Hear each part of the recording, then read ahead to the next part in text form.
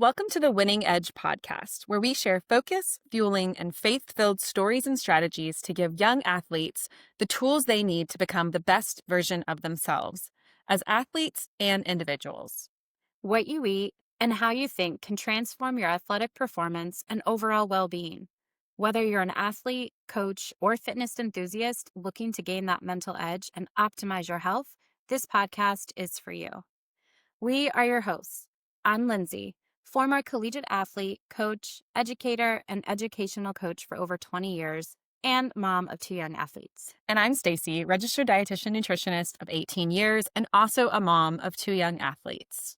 I'm so excited to introduce our guest today. We actually connected through LinkedIn on just looking for, really interesting, motivational, inspiring people. And I landed on Chris's page and I was like, oh my gosh. So then I did a deep dive and he's incredible. So I'm really excited to introduce Christopher Ortiz. He is a passionate educator and athletic coach with over 19 years of experience in Conroe ISD.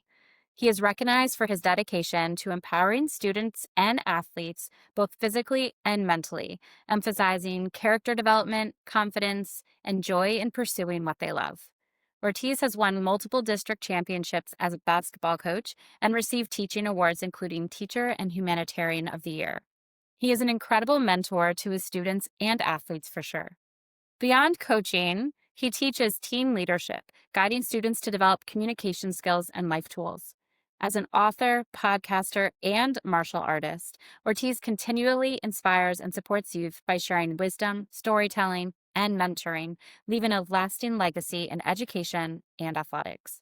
His martial arts academy, Gracie Bear of the Woodlands MMA, here outside Houston, Texas, is where he shares his passion for Brazilian Jiu Jitsu as a black belt, coaching youth, training doctors, law enforcement, and pro fighters while writing children's books and inspiring anyone he meets. We are so honored to have you on as a guest with us today.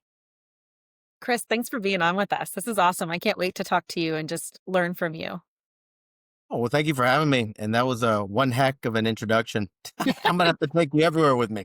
Well, and the humanitarian part, I think, is evident. When we were warming up for the podcast, even just getting to hear from you about some of your children's books, I think is really interesting because it's evident of how much you care from a humanitarian perspective about just the world and others and kind of helping invest in that in our kiddos. So, Well, yeah, the world can use a lot more kindness and understanding and empathy. And I think it goes a great length when you have a positive male role model showing that you can be equal parts, tough and strong, but then also understanding and empathetic. So I'm just trying to practice what I preach. yeah, I love that. Well, we actually just had a really great podcast on, and one of the coaches that we spoke to talked a lot about accountability and he talked about ownership. And so your words really resonate. Teaching young men and young women, they don't do what we tell them to do. They follow what they see us doing. And so it's really important to think about accountability in our own actions and whether we're right or wrong, taking ownership and just acting in a way in which they would want them to follow in our footsteps. So that's awesome. Such good wisdom already. I want to know, what is it about Brazilian Jiu Jitsu that captured your heart and fueled this passion for sports for you? All right. So to start at the beginning, Brazilian Jiu Jitsu has been I guess they're called keystone habits. Yeah. And when you have a keystone habit, it's something that it hits you in a number of different parts of your life. It could be your fitness, it could be, your relationships, it could be, your diet, your nutrition, your hydration. So this keystone habit of Brazilian Jiu Jitsu has just made me a much more well-rounded individual. Now, the thing that I really enjoy about it, I'm going to say there's two big pieces. The first piece is the relationships that you form on and off the mats. I have made and maintained some of the best friendships of my entire life on those mats. And it's really neat because it's an exercise in humility. I think it's something that us human beings would be a lot better off, if we got a steady diet of that. It really humbles the spirit and calms the ego. And I've just needed it, especially for someone like myself that had a quick temper and a short fuse. To have something humble me like that, but then also reward me with some of the best friendships and best conversations that I've ever, had the opportunity to have. It's amazing. And then on the other side of that is the exercise aspect.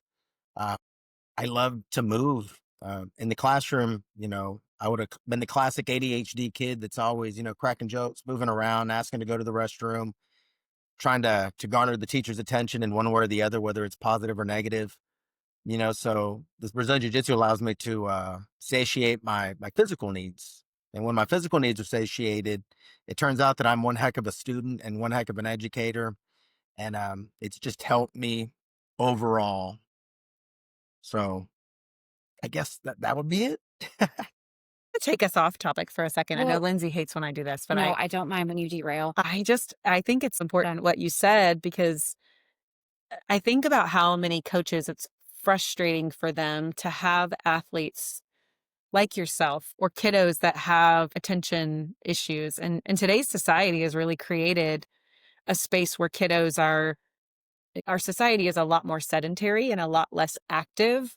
And then simultaneously, we're frustrated with these same kiddos who have very kinetic learnings or who need more opportunities for energy release. Can you talk a little bit more about, as an educator, but also as someone who experiences these issues yourself, share your wisdom of what you would want coaches to know as they're coaching these athletes if they're not someone who struggles with this? What would you say to them? Yeah.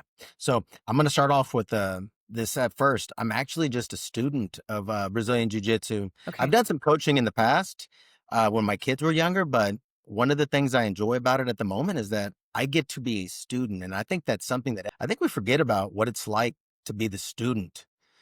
So sitting there, receiving instruction, being able to recognize what's good instruction, what's not good instruction. I think that there's a whole host of kids that need that movement.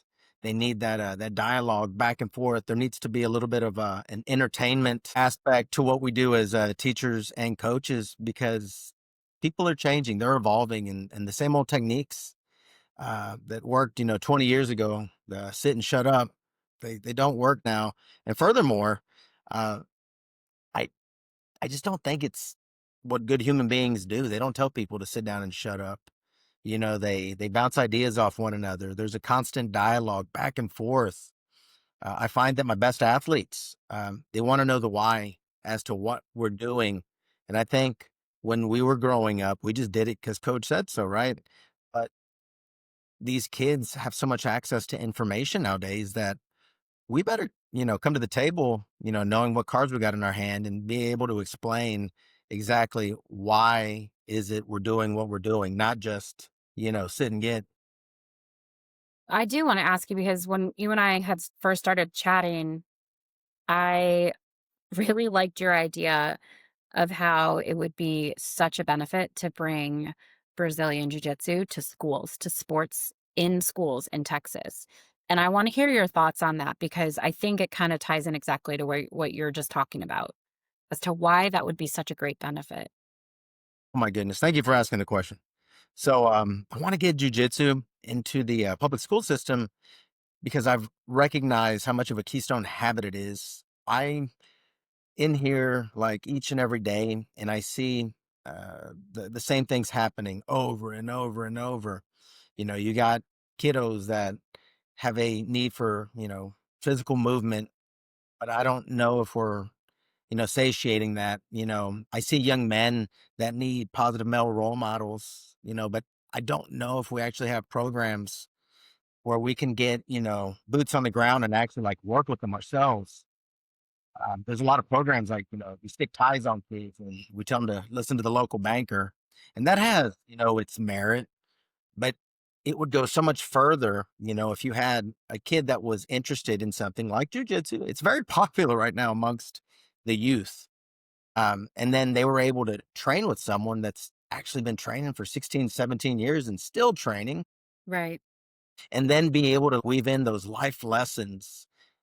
Those life lessons, they don't go quite as far when you're, getting your finger waved at you by a teacher or a coach or the principal.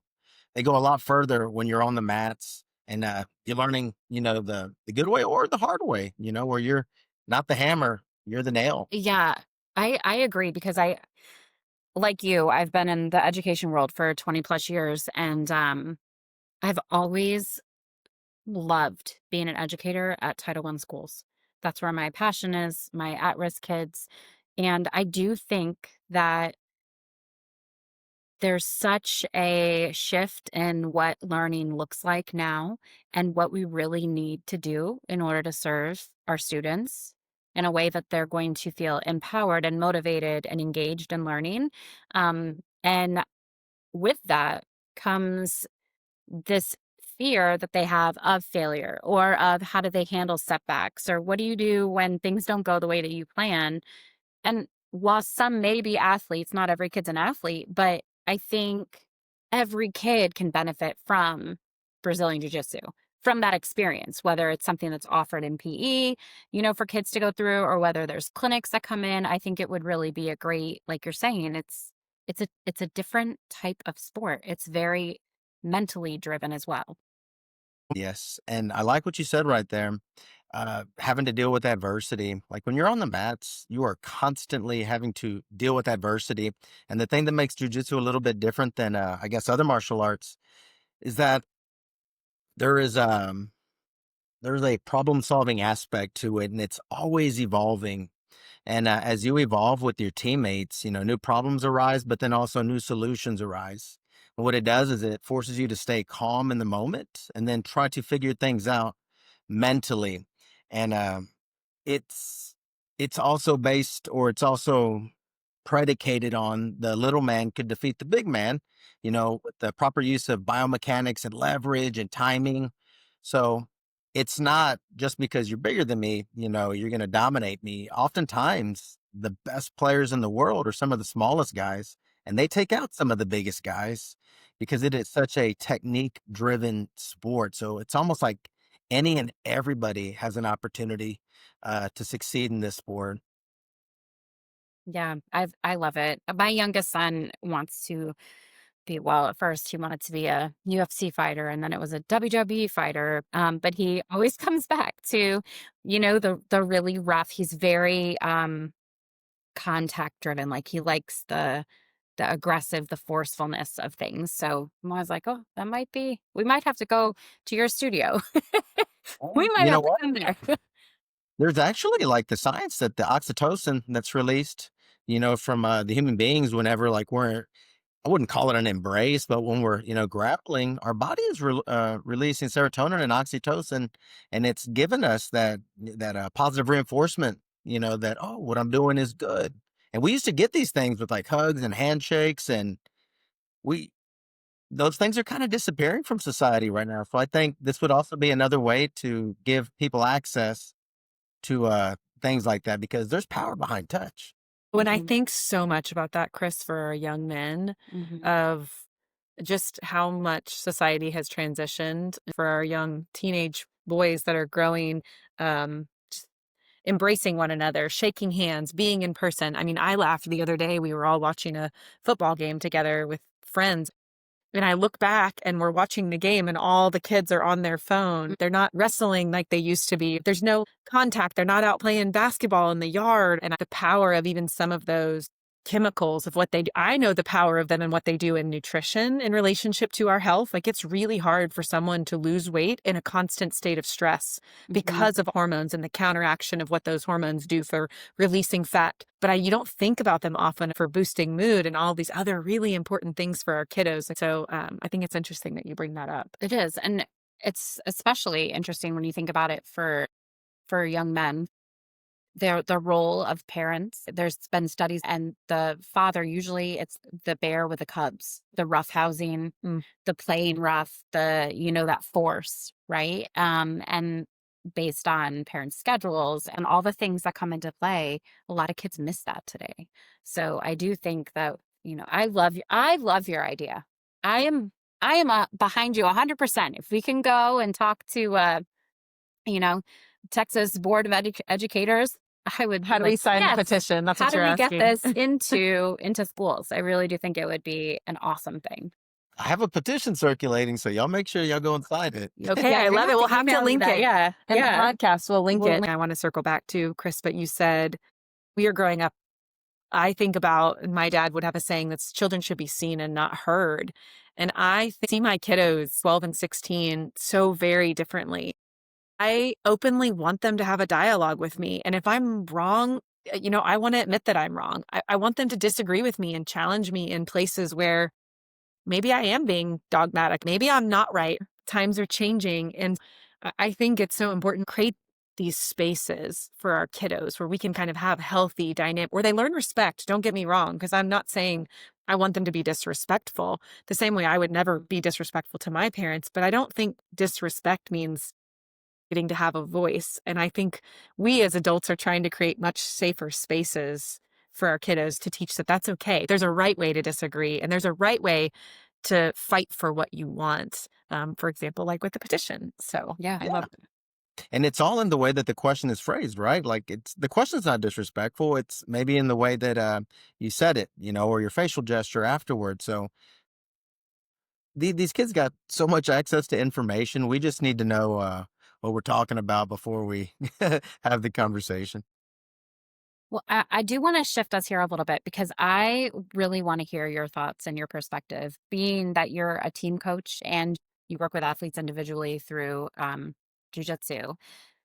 What mental or emotional strategies do you teach athletes to help them bounce back after tough performance? All right. So I think after a tough performance, one of the things that I've learned from training Brazilian Jiu Jitsu, and I bring it to my track athletes, I bring it to my basketball athletes, heck, I bring it to my students, my artists, my musicians, anyone I come into contact with, is that, guys, failure is part of the process. Success is not a straight line. And I don't know if it's social media. I don't know where it's coming from, but I think kids are under the guise that success is this straight linear line, and nothing could be further from the truth. Success looks like a bowl of spaghetti, and it means there's going to be multiple attempts. That means there's going to be good days and bad days. But the one fact that remains is that we always need to be moving, in the proper direction. We need to be making decisions, not just kind of resting in our laurels, or not not doing anything whatsoever. Like, as long as we're putting one foot in front of the other, I've learned that it's a long life that we have in front of us, and there is no timetable. And don't impose these timetables that really they're. I don't know why we create these timetables, but just know if you keep getting better, everything's going to work itself out the way that it's supposed to.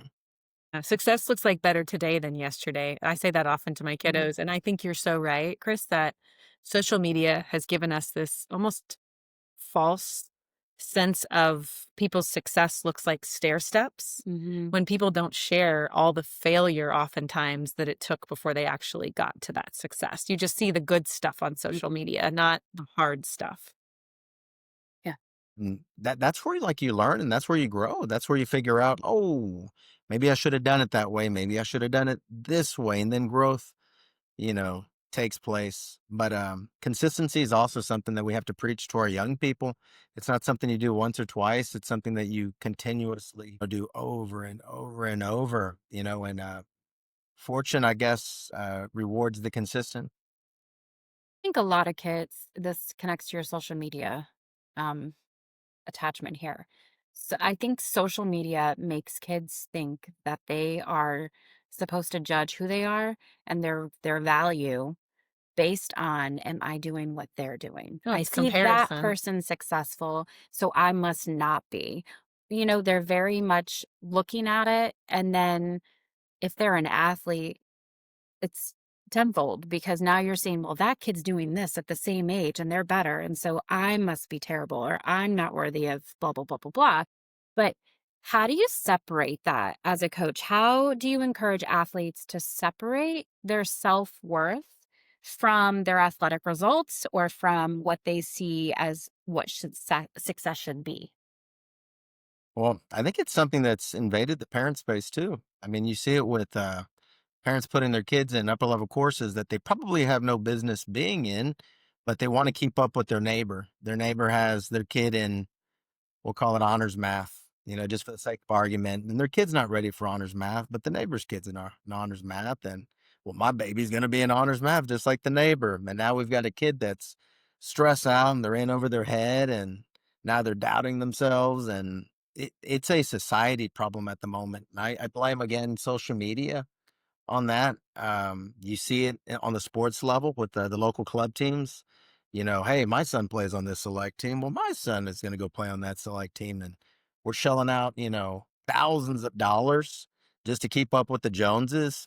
So it starts with the parents at first, but I think for us to verbalize it and just to continue to have that conversation and share stories that we just need to continuously just put one foot in front of the other, guys, one foot in front of the other. You need to make sure that what you're doing makes you happy because when you're happy, it helps us. It's the joy that keeps bringing me to Brazilian Jiu Jitsu. When I'm sore, when I'm tired, when I don't feel like going, it's joy that ultimately brings me back. I'm happy to see my friends. I'm happy to exercise. I'm happy to get that, that dump of hormones into my system. So just continuously like getting the kids to understand we operate at our best when we're doing the things that we love, and for the parents, we need to chill out. Y'all are stressing the kids out. The kids they're verbalizing it here at the school. They're angry. They're anxious. We need to take a step back and realize that it's their journey, not our journey. My The road's gosh. all paved with good intentions, right? Chris, you Speaking to our hearts, for sure. I had to message Lindsay the other night. We were sitting at a high school baseball game, and I'm going to share this story. Maybe I shouldn't, but No, I was watching a bunch of adults heckle a 16-year-old kid on a pitching mound.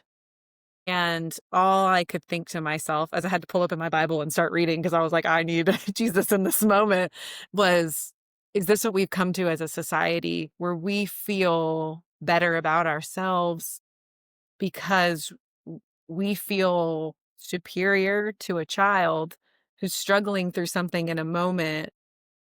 Like it was probably one of the hardest things I've seen in a while in youth sports. And the reality of these are the behaviors we're teaching our kids, whether we are directly realizing that our kiddos are watching very much to what we said earlier in the podcast. They don't do what we say, they do what we do. And when we lack the empathy to care about someone else, they also lack the empathy to show up and care about someone else. It was one of the hardest things I've seen in youth sports. and I could tell when I got the messages from you that you were really distraught over it. Because it's hard to sit and watch a kid go through that experience and feel like they're all alone. Pitcher's Mound is one of the loneliest places to be when you're not doing well. But like you were saying earlier, struggling and failure and having setbacks is such a part of the process. The bowl of spaghetti is success, right? It's never a one fluid moment. But this kid's experience is part of the process to lead to their success. I am confident, but it's Lindsay. so quick to shut a kid down. Like a kid will. I'm actually confident he's stronger now for having gone through that experience. Mm-hmm. Now, did it suck? Probably. Yes.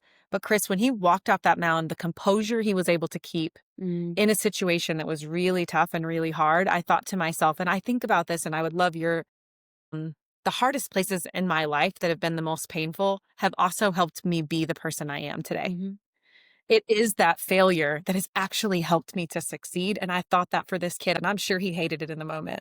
Mm-hmm. I'm 100% on board with you. To go back to your earlier point, like, what's it all for? The athletic journey is going to end for like 93% of the kids, 94% of the kids whenever they leave high school. There's not a scholarship, waiting on the other end for a vast majority of them. I've seen quite a few kids that were worthy of a scholarship and could have gotten a scholarship, but they're tired because they've been burning the candle at both ends since they were, like 8 years old playing travel ball. Every one of their weekends being monopolized, for the last 10 years. It's like, what is this all for? And when you can take a step back and realize that it's just a chapter in their book and that ultimately it's going to be the lessons that are worth their weight in gold, not the $5 trophy they got. It's a little bit easier to see, but Here's the funny thing. It took screwing up with my first child to understand these. It's not like I got this crazy cool wisdom that just was gifted. It's like I had to screw up with my own kids and then see it on other kids to ultimately have this wisdom. So hopefully, people can listen to what I have to say because I speak from experience. I want to ask you, how did you recognize that you screwed up? But I also don't want to put you on the spot if that's not something you want to talk about. Oh, you can put me on the spot. No? All of us, hey, all of us have screwed up. Like Oh, even the one. amen. Um, so I tried to live vicariously, through my daughter. So we'll use her for example. She is 24. She's about to enter the fire academy. She wants to be a firefighter. She's an EMT right now. But way back when, this young man who had a child very young and thought that since I played college baseball, that I could create, the perfect, collegiate softball player. And my daughter was going to be my vessel, when we practiced and we were regimented and we were disciplined. And I thought that I could control all the variables and ultimately, we would have this super athlete, superhuman. And I burnt her out. She could just won a state championship. And then she looked me in the eye and said, I don't want to play no more, Dad. And it broke my heart. And that was one of the first indications, um, tangible times that I realized, like, oh man, you screwed this up, Ortiz. And there's some other stories that I could weave in there, but ultimately my daughter went down the route of a sport that I never played before. And she's very successful in volleyball, but her choosing to do something that I knew nothing about, that was a huge sign that you're like you're living vicariously through your daughter, and that's not fair. It was Yeah. suffocating a little bit. I'm sure she chose it because as Yeah. much as she loved it, and she sounds like she has your discipline, your work ethic, which probably is what Yes. made her successful. She needed you to just give her that space to do her thing.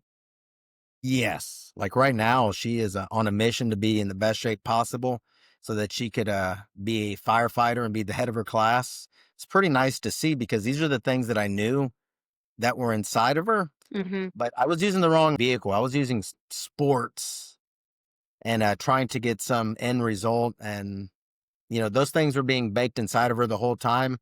She just needed to choose the outlet. I think when we give our kids the power over their decision making when it comes to their future and having the autonomy to find their passions and their avenues that give them joy, we get a lot more joy from watching that happen. I know what it's like to burn out with your sport. It's a very hard thing to move past. Well, and I think what you said, Chris, I mean, what we're trying to teach is Hmm. it's who these kiddos become in the process, whether it's Yeah. band, whether it's jujitsu, whether it's they're an honors math student, whether it's they're Hmm. an athlete, the discipline, the work ethic, the things they're learning in these processes as they drive a passion for it, what they're becoming is the important part. And I think Yeah. we've lost sight of that important piece for the trophy or the accolade or the Facebook post. Right. And you know what? And there's a bunch of grifters that are making a lot of money off of us Oh doing my so. gosh. Oh, can we just talk about the whole thing that happened this weekend with youth baseball? I'm sorry, Oh, Lindsay's not loving me, but YouTubers are getting together the quote unquote best athletes in the Houston area to play on a team where these folks are probably making 6 to 7 figures a month as they post pictures of these people's kiddos. It's grifting. I mean, it's literally making money off of someone else's expense of what they have idolized as to be the most important thing in the world. hmm. And I mean, we're letting them. Also, the number of organizations that are sprouting up. Whatever happened to just Little League Baseball where everyone could afford it? You had everyone in your community that would congregate at the local park and you would have quality baseball being played. But even leagues are starting to disappear because we're in a select culture. And when that occurs, there's a lot of kids that have the talent to play, but they've been priced out of the game. And that's something that's happening in America that it kind of worries me. I see the writing on the wall and it's becoming a system of, haves and have nots. And unfortunately, there's a lot of talented have nots that will never get the opportunity to shine because they didn't get the early access that some of our other kiddos are fortunate enough to get. Well, Absolutely. you'll have to partner with us. So we just launched a nonprofit arm of Mhm. SPAN for this exact reason, Chris. And my hope is to level that playing field because I think sport is such an important place for kiddos to learn really Mhm. important life skills. We have to. We're not going back to Little League, sadly. I wish it were that way. But then Right. how do we create the resources to level that playing field? Because there are many great kiddos. And you hear stories all the time of, athletes that are successful today that somebody believed in them. They gave them the bat, they gave them the glove, someone gave them the Mhm. opportunity. And it's sad to see that we're creating an even bigger gap today because Yeah, it's if you have the funds to do it or if you don't. Yeah. It's a deep yeah, it conversation we could hurts. have about this. Yeah, I think it's a good one though. At the end of the day, I think what we're both getting at, Chris, what you're saying, what Lindsay and I started this work for is that, again, when we go back to span and we think about sport, it was always meant to be about the lifespan. How do we help people get the foundations they need, the tools? So when we think about fueling our body with good Mhm. nutrition, when we think about the power of our mind, I do believe the power between good and evil is fought between the ears. And I mean that in how powerful our mind can be to focus on positive things, on good things, or to send us in a spiraling hole. And even just some of what they're learning in sport, whether it's resilience or grit or discipline or self control, teamwork, how to be a good sportsman, all of those things are really, I think, what we're both getting at. It's what you're trying to teach your kiddos and you see it. It's what we're trying to do here. So it is deep, but also I think at the same So time, important. it's the importance of us resetting what's the purpose for this space. Yeah. 100%. I'm on board, ladies. Well, we're going to be linking Chris's books, his Yeah. children's books, and he's working on an animated cartoon, which is really exciting. You're going to share your petition with us, Yes. right? We need to get that out there. Okay. I'm already wondering, how can I get you to come to our middle school and do that as a fun experience for them to kind of let them have a taste of what Brazilian Jiu Jitsu is? So Let's figure it out. Let's make it happen. yeah, Why not? I will set that up for sure. And I do want to ask you one final question. What has been one of the most powerful memories or experiences you've had as either a coach or an athlete thus far? So I this is know. kind of funny. When I look back at my sporting experience, I don't recollect a lot of the on the field moments. The most fun that I remember having was off the field, and I make it a point as the basketball coach over here to make sure that we do these kind of things whenever we can. So I remember being in high school and we would take a trip to Brenham. It was a big tournament. It was a baseball tournament in Brenham, and all the best teams in Texas would show up. You'd have Austin Westlake and Corpus Christi Moody and like some of the Klein schools. This is back in the 90s. Huge tournament. Brenham, who was proverbial state champs every year. And I don't remember anything about the tourney, but I remember the long bus ride back. And there was this one time where this is going to sound stupid, but it's funny. We stop at a convenience store, but it's like my coach's favorite convenience store. Every time he goes to Brandon, he's like, I gotta get some sausage from over here. Good old Larry Drown. He'd stop at the same place every year, and we'd stop and get sausage.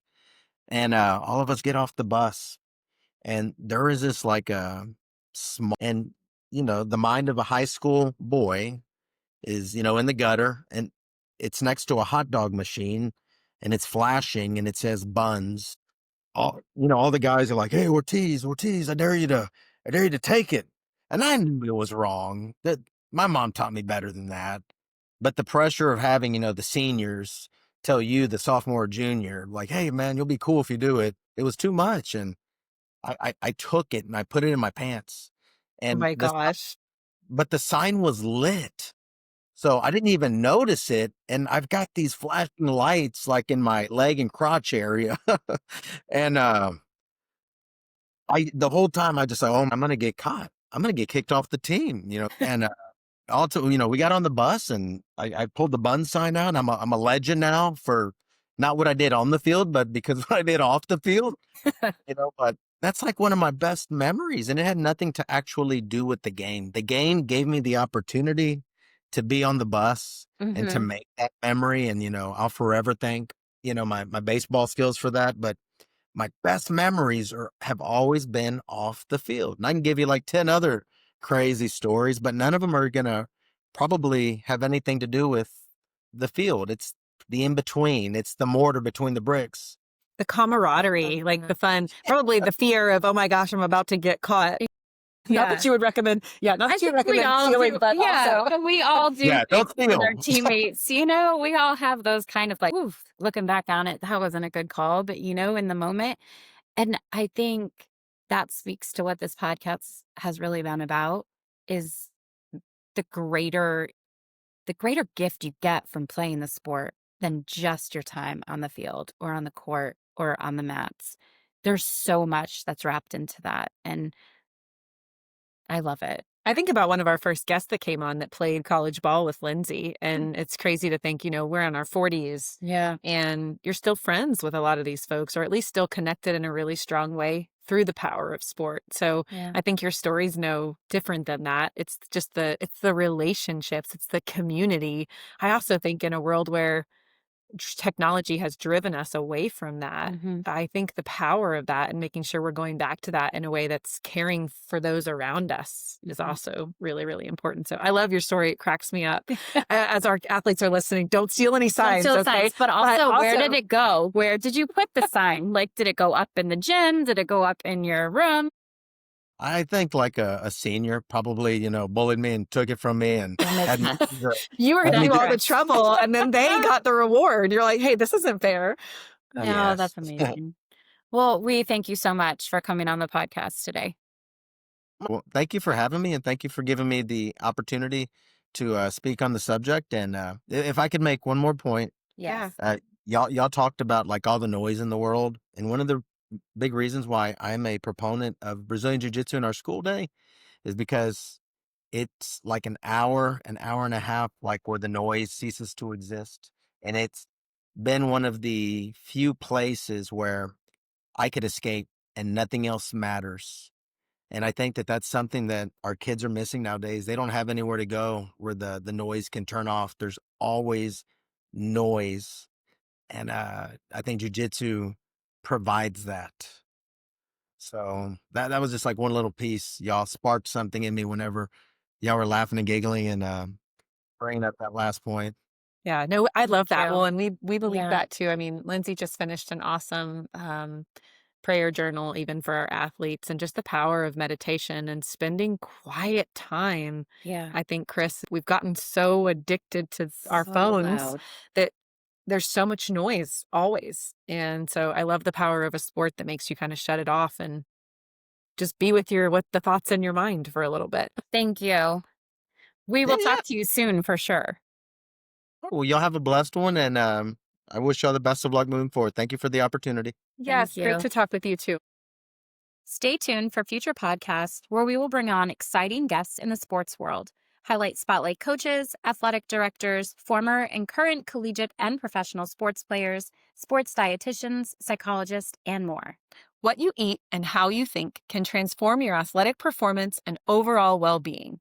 Whether you're an athlete, coach, or fitness enthusiast looking to gain that mental edge and optimize your health, this podcast is for you.